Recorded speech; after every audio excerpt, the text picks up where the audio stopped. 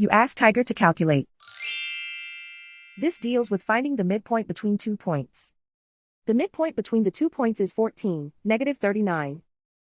Let's solve it step by step. Plot the 2 points and calculate the midpoint using the formula.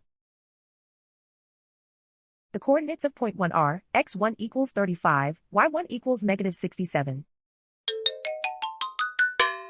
The coordinates of point 2 are, x2 equals negative 7, y2 equals negative 11.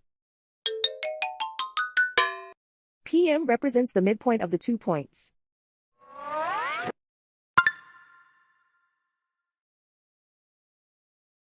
Use the x values in the midpoint formula to find the midpoints x. x1 equals 35. x2 equals negative 7. Simplify the arithmetic.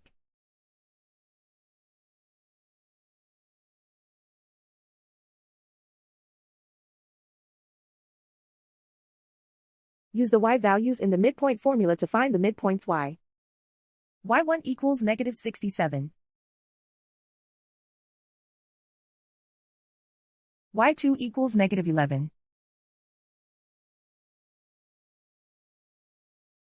Simplify the arithmetic.